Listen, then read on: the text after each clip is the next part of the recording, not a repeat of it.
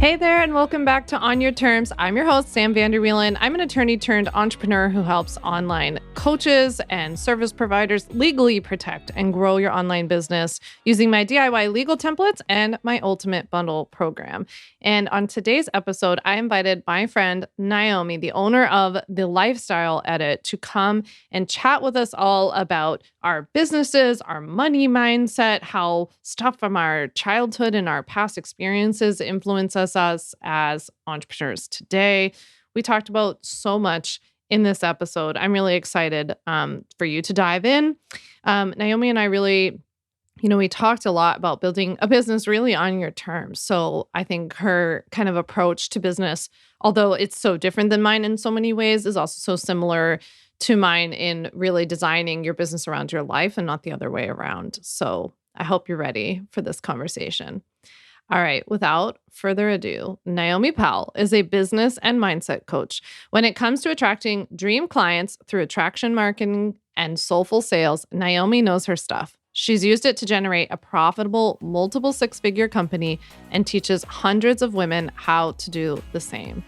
Please sit back, relax, throw on your sneaks, take a walk, and enjoy this conversation with Naomi Powell.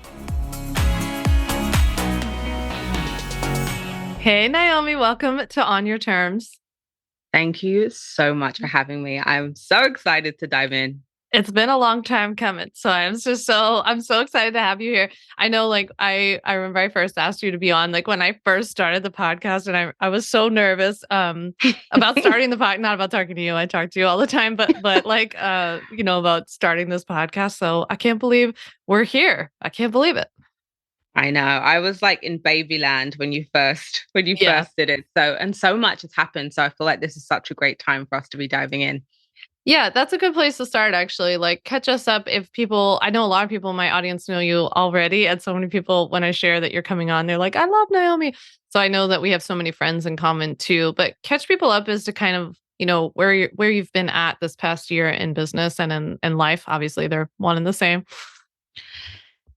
This has been such an interesting year for me. I was laughing with a former client of mine and friend that, you often hear this set your word for the year and all of this kind of stuff.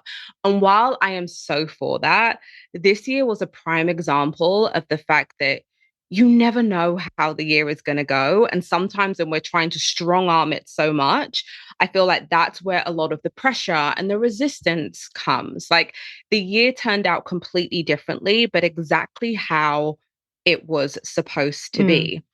I thought that I was really ready for a new season of growth. I had my daughter in May of last year. As the new year came around, she was 6 months old, I was really starting to feel like my energy was coming back and we were in a real rhythm. And yeah, it was a really busy start of the year. Because of my experience having her, I realized that in the midst of what was quite a challenging pregnancy, I realized that I had been the product in my business for a really long time and that was really unsustainable. So we really focused on the first half of the year on really kind of building out our assets and ways that people can kind of come into my world without it being dependent on me showing up live. And after really working for 8 months from last year into this year on it, we ended up having our first multiple six-figure month. And I was just ah, I thought that this would be the time where I'd really be ramping things up. And I was just no, no, something in me was just no, let's take a beat for a minute. Let's actually really integrate this. And do you really want to go for more right now? And so that's where the year kind of took a completely different turn, where, just even being in therapy a lot this year, I've really started asking myself bigger questions about what is enough? Am I going for growth because it's just we're in a society that's constantly glorifying more and more and more and more? Or do I actually want it?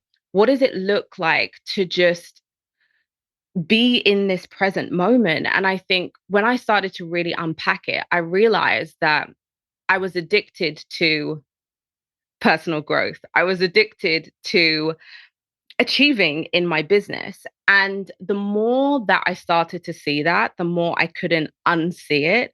So, a lot of this year, to be honest, has really been about looking at these things, taking a minute to really take stock and think like, what do I actually want moving forward?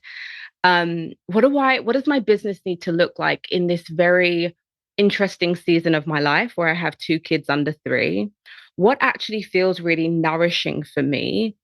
And what is mine and what is not? Mm, So, a lot of deconditioning, a lot of asking myself big questions, and a lot of giving myself permission to just move at my own pace. mm. Yeah, I love that.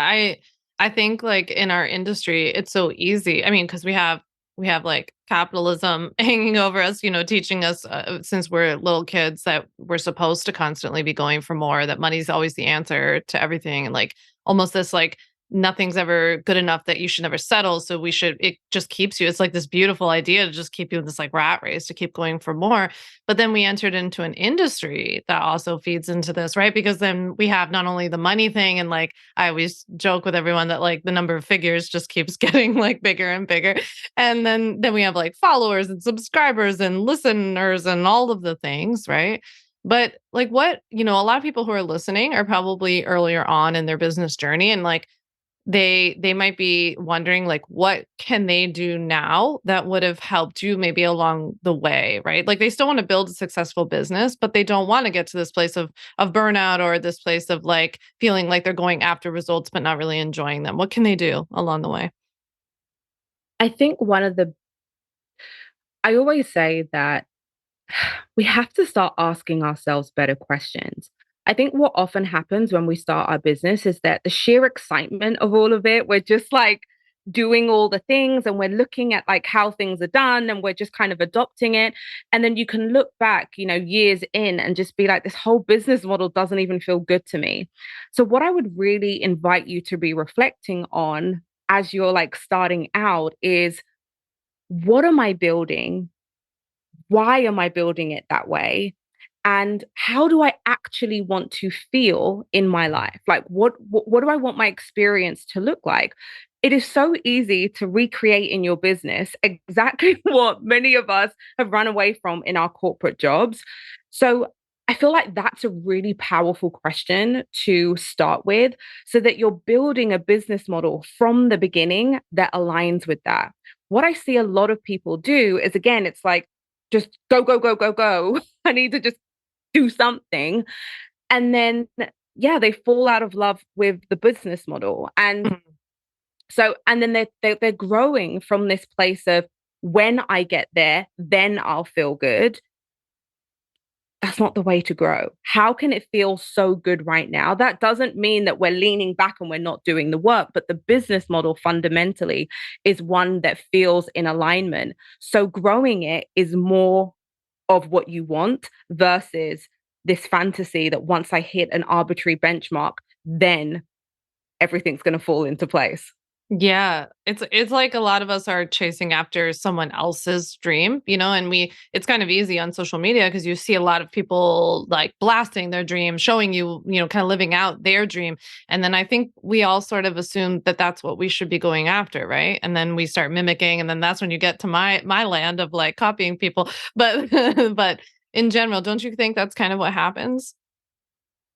Yeah, I think it's because we, just as a society, we're not wired to ask ourselves questions like, what do I actually desire? I get perplexed sometimes where I'm having conversations with entrepreneurs, like, if you could do it any way, like, how would you do it? And they're like, oh, I never even I I never get, even considered that. Like, I never even thought about it. Like, what do you actually want? Take the money away. Like, what do you actually want? And I think in the quest of just more, more, more, more, more, we don't actually ask ourselves these like more fundamental questions. yeah, and we don't really focus then either on the like quality of the product or the service, and then the impact that we're having either. Completely. Yeah. Completely. So when you started out, I mean, I would imagine that I've met you very early on, but I would imagine even before that, I'm imagining you weren't exactly where you are now, mindset wise. So give me like a little snapshot of kind of like what was Naomi's position on like money and self like growth and self care when you started versus like where you're at now.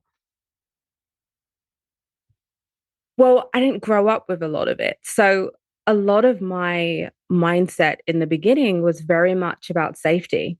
I never felt safe when it came to money. So there was always this lingering, like the rug can be pulled from underneath me at any moment. Mhm. And this kind of need to control every single variable because it's Maslow's hierarchy of needs. It's like safety. And that's where the overworking came from because it was like, I will like hard work is something that I know how to do well. So I will do whatever it is required in order to feel safe. And the downside of that is that the good thing is that it gave me that real drive and commitment in the beginning, which I think is required to get a business off the ground. But you can also begin to really hoard money because you're not used to holding money, having money, and your beliefs around the consistency in which money shows up for you is not cemented yet. This is all very new thing. So I definitely in the early days kind of hit upper limits around money.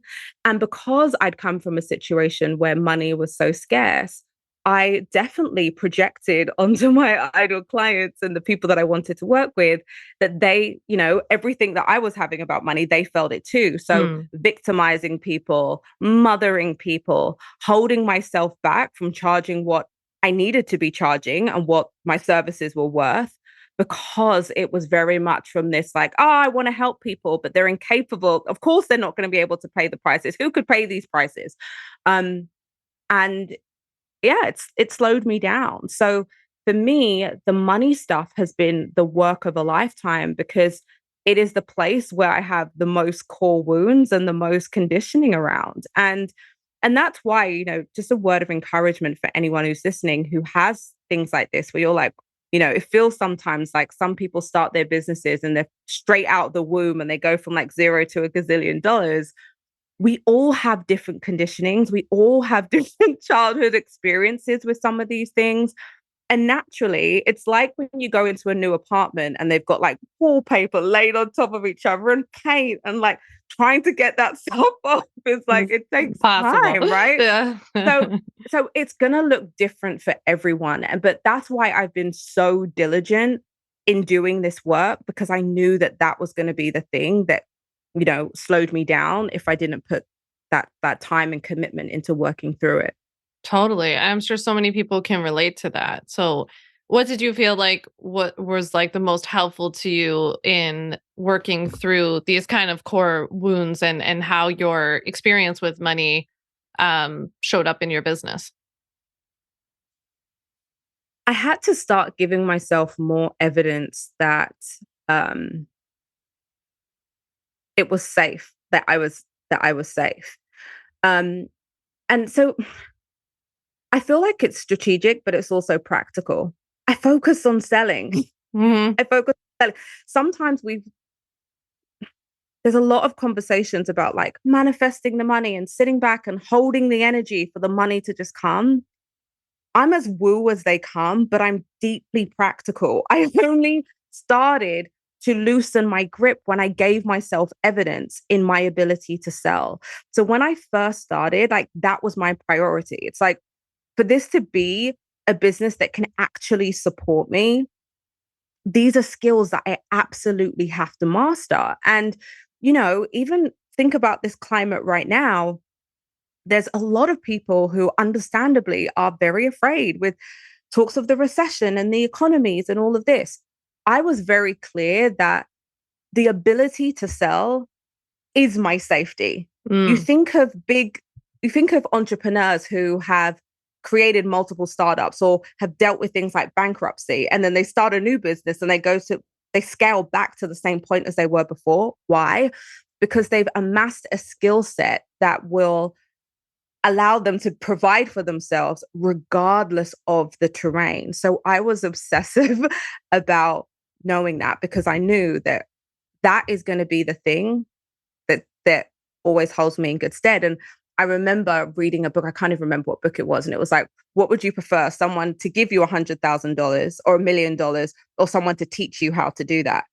I'm always like, teach you, because Yeah, you no could do one it can over and over. ever, yeah, Yeah. you can do it over again, and no one can ever take that away. And Mm. that just allowed me to move with so much confidence, because I was no longer feeling like my safety was contingent on this specific person saying yes or this specific thing going well. I stepped into so much trust in me and my ability to support myself. And that was like the game changer.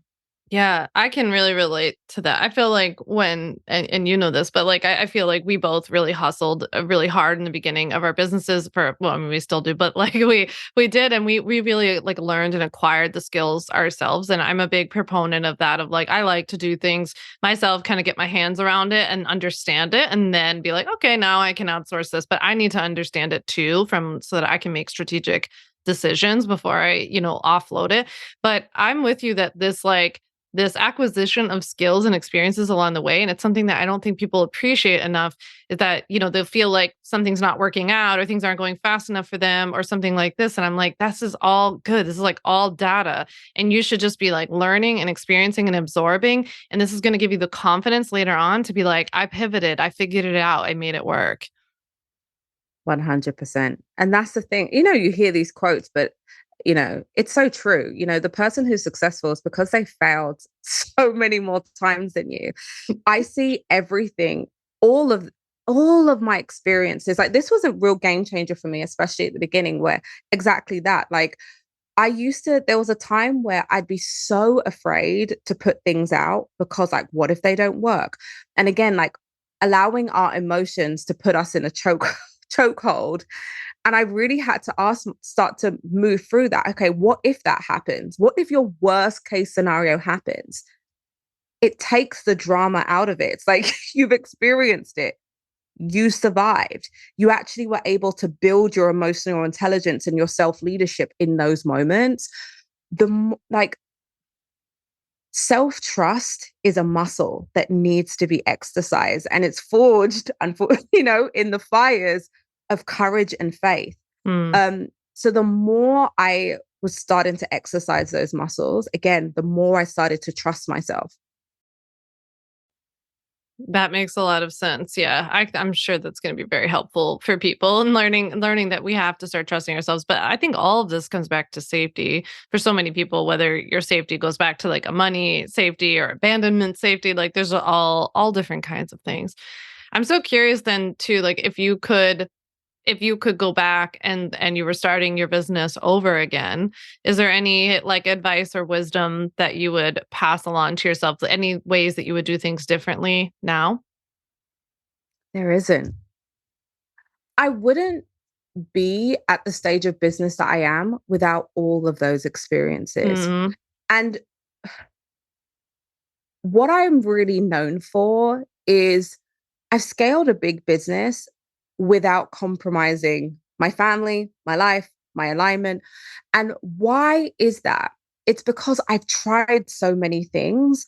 And if you look at my business model, every single piece of it is super dialed in. It's incredibly leveraged. It's incredibly effective. And it's so squeaky clean, because I've allowed myself to experiment with things. And I'm like, ooh, I understand. That's the thing with strategy. People often say, well, I tried that, it didn't work, or I burnt out. You have to use your own discernment, right? So I Mhm. will try things out, and I'm like, I need to understand why that strategy works. And then now, how do I do it my own way? Okay, my data showed this this part of it works, this part of it didn't. Okay, I'm scratching that. I'm putting my twist on it. And so for a while, I remember there were years where I was like, oh, I feel like I've kind of gone around the houses instead of just like committing to one thing. But I think that is why at this stage, my business feels as dialed in and aligned as it is, because all of this has kind of come together to land me exactly where I am right now. And, there's something to be said for lived experience versus theory. Yes, very much so. I actually just did an episode all about this, about asking people to like embody to stop relying so much on correlation and start understanding causation in business. And so like, a lot of what we see being like perpetuated on social media and stuff is just people doing like correlation, like, oh, I did this, therefore that happened, but they don't understand why that happened. That's why they can't replicate it for other people's businesses, right? 100%. And also, I'm so pleased that you mentioned this because, like, we make so many assumptions. So, this person is doing this on social media. So, that's why they must be getting the result. They may be getting the result in spite of what they're doing on social Yeah, media. that's true. Like we make these like connections that are not always causal. Yeah, it's so true because like a lot I'm sure that's what a lot of people think about me, but then as you know, like a lot of what I'm doing that's working is stuff that's behind the scenes that people can't see.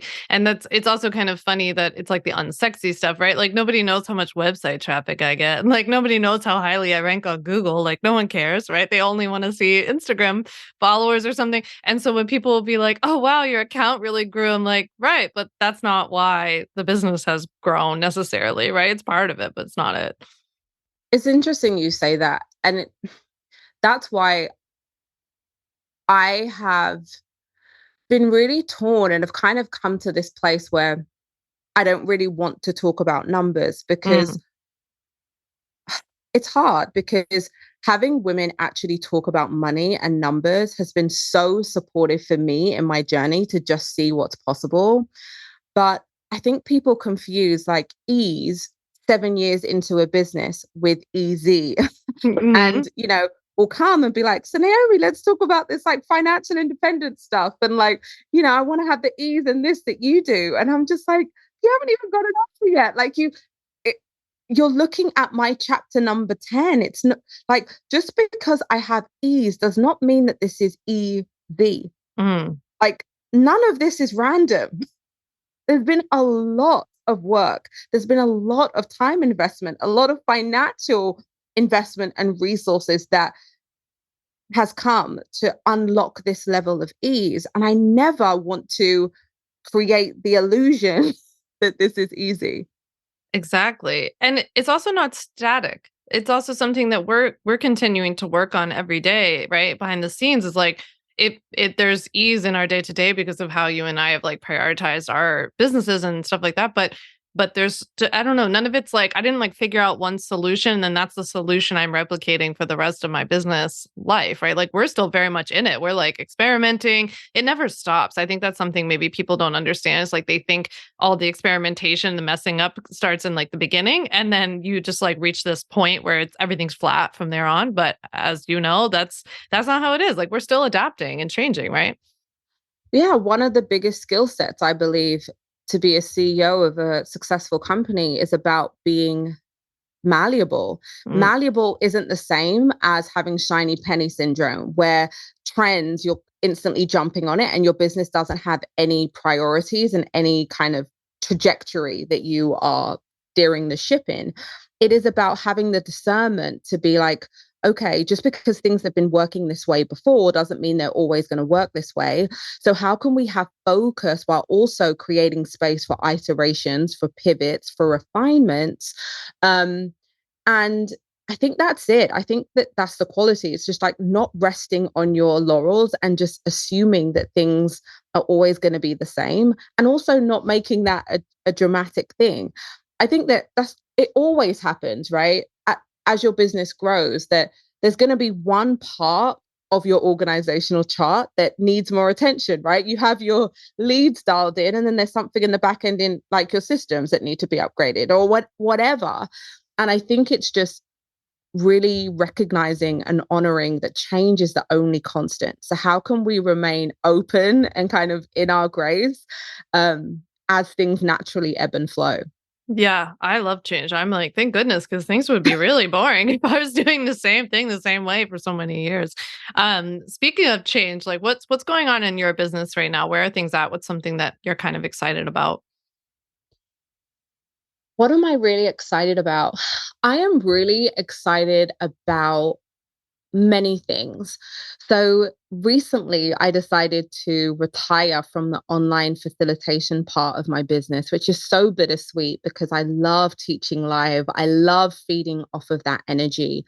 But I knew for many reasons it was time for me to transition. At this stage of my journey, I definitely see myself as someone who is a mentor for those who are kind of at the more advanced leg of their journey. I think there's some fantastic resources for people who are just getting started. I Mm, have many of them. But I think it's the nuances when you're scaling, when you're in that scaling phase, there aren't a lot of mentors who want to to work intimately with people. There are a lot of mentors at that stage who can support people at that level are focused on more leveraged offers. Because I really, really love that. So working with just a handful of people of really, going into the weeds of a lot of the themes that you and I are talking about today. So I'm really excited to really expand my capacity to really hold a handful of people throughout the year and just go really deep in some of those areas. I'm really excited also to be like firing myself from like 90% of the stuff that I used to do in order to really sit more in the executive seat in my business. And that really means like not only like thought leadership externally outwards, but also leadership of my team and really making sure that my team is set up to thrive. And I'm really supporting them and nurturing them and, really giving a bigger context for our company where their kind of dreams can live within like where the business is really going. Like that's a really exciting thing for me right now. Um, and really amplifying some of the incredible resources that we've already had because a lot of my time has been in live facilitation. I haven't always had the bandwidth to really amplify what we already have. So I'm really excited to be able to also, on the flip side, have more bandwidth to create like lots of content and really bring awareness to some of these tools that we've created. that was so cool. Yeah, I'm excited to watch this like all unfold as I have been the last several months. But I think that you mentioned kind of more of what this has allowed you to focus on in the business versus what you're able to let go. I always think people like to know a little bit about like when you're at your stage of business, what exactly are you doing? Like give us a little sneak peek behind your day, maybe the structure of your week as to like what kinds of things are you executing, what kinds of things are you doing, and maybe what you're not doing too. So, one of the things that I always do is, and I'm in a habit of doing, is I'm always auditing my weeks. So, I'll look at what we do is we think of like what's the big priorities for the business right now, and then we whittle that down to like one or two, preferably like quarterly rocks. Like, what is the big project? And then each member of my team will have their own rocks that feed into those big kind of company rocks, including myself. So I'll be looking at the end of the week and thinking, how much time was I actually spending on those things that were my rocks and the things that I need to treasure. I really use Mike McAlevitz's model of what do you need to trash? What do you need to trim? What do you need to transfer? What do you need to treasure? So the things that only I am uniquely positioned to do. And I'm routinely then thinking at the end of the week, how much time did I actually spend doing that? What were the ways that my time or my energy or my capacity was pulled elsewhere? Is this something that could be delegated to an existing team member? Or is this something that we almost need to put like into a Word doc of some of the activities that would be our next hire? So Mm. a big part of my job is thinking like, where are there gaps? How can I continue to delegate more? And, planning for what future hires will be. In terms of how I spend my time, I think at this stage of business, it's really important to have a marketing system, a sales system, a delivery system. So my role is more about thought leadership and like creating like original pieces of content, right? That then gets to be used and amplified, like in where our marketing system gets to run the show, where we have like SOPs and ways of doing things, and my team can manage the lion's share of the delivery of those different limbs. So, in terms of the things that I safeguard every week, I record for my podcast. Mm-hmm. I take a lot of time and love to write my weekly newsletters. I manage my team. I support my clients. And I pretty much don't do anything else. And it's important to, it's definitely a balance. I think sometimes early stage entrepreneurs hear people talking about the fact that you need to be more in the CEO role and you need to be thinking about the future. But if you're thinking about the future, who's actually running your business? And this is where people, their incomes can dip because they start to take that advice and they spend all of this time like planning and doing all of that kind of stuff where there's not actually executors. It is so important in the beginning, like, do not forget to sell. Selling is the lifeblood of your business. You can get round to that. Like, focus on stabilizing the business that you actually have. The more you're profitable, you have more resources, you can invest more in systems, you can invest more in team. That then gives you the ability to focus on big picture, like vision casting, like, oh, how is the market changing? Like, how can we be adapting? Like, spending more time thinking long term, without actually compromising the business that you actually have today. So because I really have those systems in place, that gives me more time to think, to Mm-hmm. plan, to like to see a lot of those things. It reminded me when you said that, I was thinking, like, I had this image in my mind of someone driving and it's like they're looking way off in the distance, like the road way down, but then right in front of them, there's like a giant curve and they're not looking at it. And so, because you're so focused on the distance and like the road ahead of you, and I can totally relate to that. It's a lot. And I think people don't maybe understand, like, at this point in business, you are managing like what's going on right now and trying to like navigate and foresee the future. So it's quite a bit to navigate. Um, yeah, go ahead. A really powerful question that I ask myself when I invite my clients to ask themselves too is, could you potentially sell your business? Many of you listening are like, I would never sell. Why would I ask that question?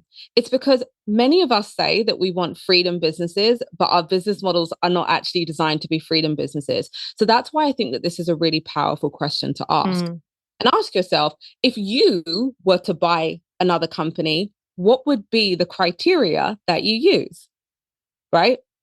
When you start to look at it, when people are buying companies, they look for stable, repeatable, reliable income. Does this business have recurring income? Are they showing me that there's that product market fit and that their cash flow is not going to just like nosedive? Like, what does that look like? Companies that actually have monthly recurring revenue have like bigger valuations than companies that do not. They are also looking for like, is all of the systems and ways of operating in the CEO's head? Or can we come in and it's like a plug and play? Like, we know how to manage this business. It's like, do you see what I'm saying? So Totally.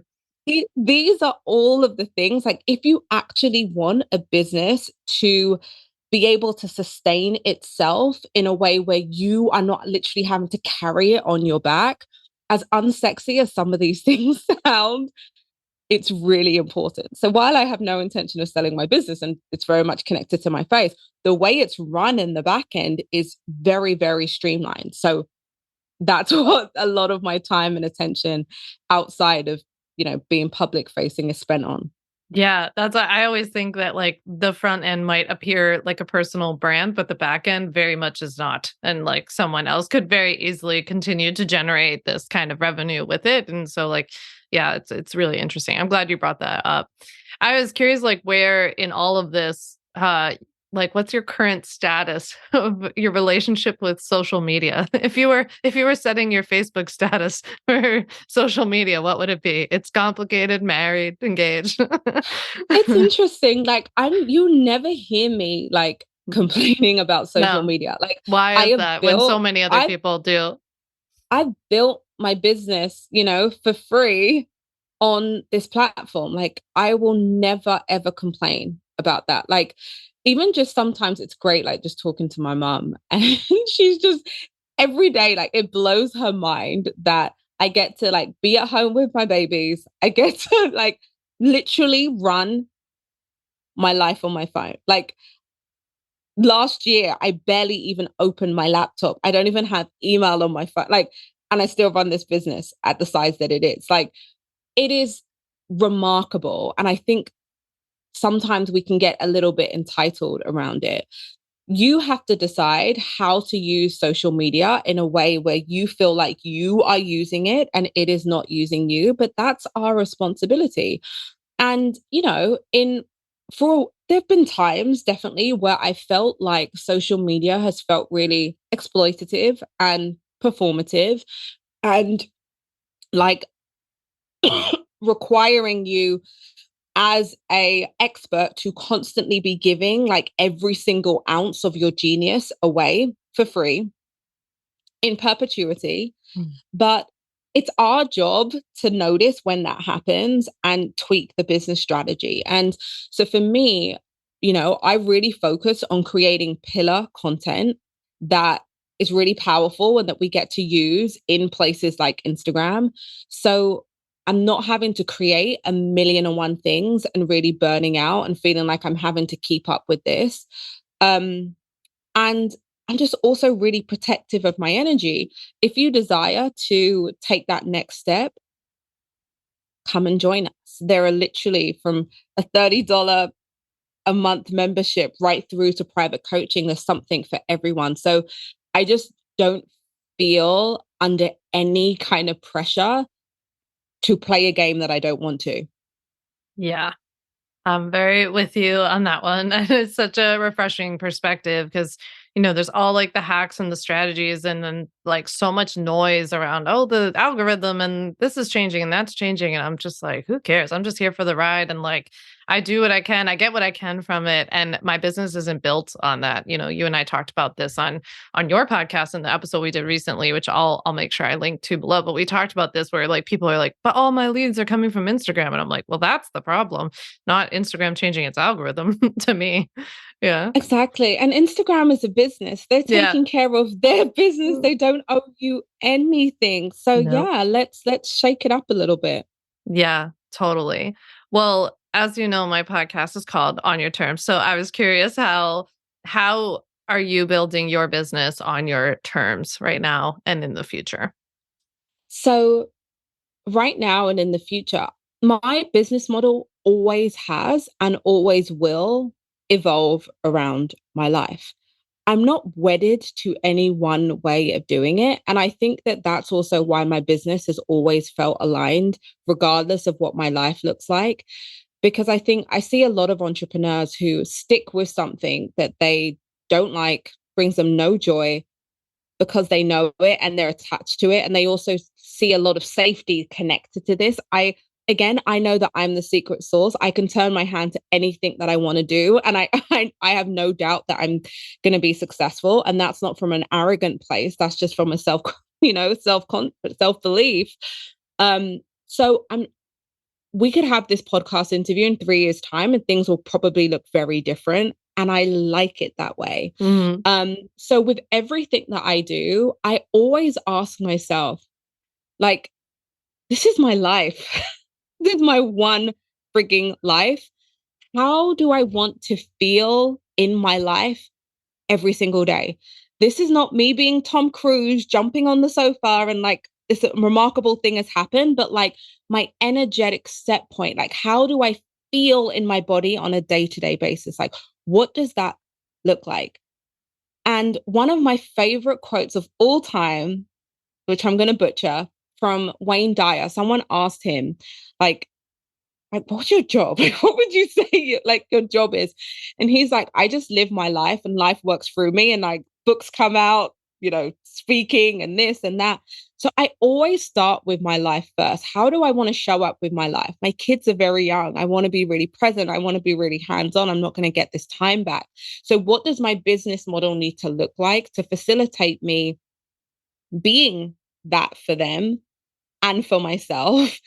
And also being able to live out my dreams and aspirations and have that intellectual challenge in my business. Like, what does my version of and in this very moment look like? And I'm always paying attention to like, oh, like my schedule. I looked at my schedule and I kind of had that like feeling in my stomach, or like, I'm always noticing like what feels off. And as business owners, it is our job to be connected enough to ourselves to discern like when things are feeling off and have the power to make swift decisions. So I don't try and convince myself to do things that I don't want to do. Mm-hmm. The moment I feel that something is off, I shift it. Yeah, it's very intuitive. I love it. That's so cool. Thank you. Thank you for sharing that with me. So I have a fun little section of on your terms for you, which is a little game of would you rather. Are you ready? Oh, good. No, they're I'm all ready. good. They're Okay. they're all PG, I swear. Okay. Very PG. Okay. So would you rather read fiction or nonfiction? Fiction. Have you read anything lately that you've liked? No. No, I haven't actually. I've actually been having a little bit of a like A book dry hiatus spell? at the moment to like Yeah. give my brain a little bit of like mental space. Yeah, I've been like that too. I read you normally read a ton and this year I have not. So I'm with you on that one. Would you rather live at the beach, the mountains, the city, or the desert? The beach. You can come live with me. I want to live. Yeah, exactly. Yeah. Come and live with you, or come and live your like Jen Aniston Malibu beach house dreams. That's my dream. Yep. Would you rather order coffee or tea? Coffee always. What's your go-to coffee order? I like an oat milk cappuccino Mm. latte. Yeah. Yeah, that sounds really good. You know what I was noticing the other day at like the fancy coffee shops is that when you order a cappuccino, they don't put cinnamon powder on it anymore. And I was watching Frasier last night and he orders a cappuccino and there's like all the cinnamon powder. And I was like, bring back the cinnamon powder. I miss Oh, this. I'm so for that. Yeah, me too. Okay, this is a very controversial one. Would you rather clean up as you go or clean up at the end when you're cooking? This is super controversial in our house. I clean up as I go. Michael takes out every single spice, every single ingredient, every single cooking utensil in our house. And then he'd be like, but I cooked, so you have to wash up. And I'm like, how is that even fair? Like, it is, it's like the bane of contention in my life. So, That yeah. is really funny. Everyone says the same thing. It's so funny. Michael, you gotta not take everything out, buddy. All right. Would you rather hit up a fancy restaurant or go to the best food trucks? Fancy restaurant all day, Yeah. every day, as you know. Yeah. I love it. Oh, thank you so much, Naomi. This was so much fun. I was hoping you would tell everybody how to find you, where to get in touch with you, and how they can work with you. Yeah, so definitely head over to our website, thelifestyleedit.com. I am at the Lifestyle Edit on Instagram. We have our Lifestyle Edit podcast. We had an amazing episode with Sam. Definitely go and check it out. I love the podcast. I love the conversations that we share. And one of my favorite things to do is our weekly newsletter. This is where I go so much deeper into a lot of the things that I'm moving through, learning in real time. So if that's of interest to you, definitely come and join us over there too. Thank you so much. Thank you. Thanks so much for listening to the On Your Terms podcast. Make sure to follow on Apple Podcasts, Spotify, or wherever you like to listen to podcasts. You can also check out all of our podcast episodes, show notes, links, and more at samvanderwielen.com/podcast. You can learn more about legally protecting your business and take my free legal workshop, 5 Steps to Legally Protect and Grow Your Online Business at samvanderwielen.com. And to stay connected and follow along, follow me on Instagram at samvanderwielen and send me a DM to say hi.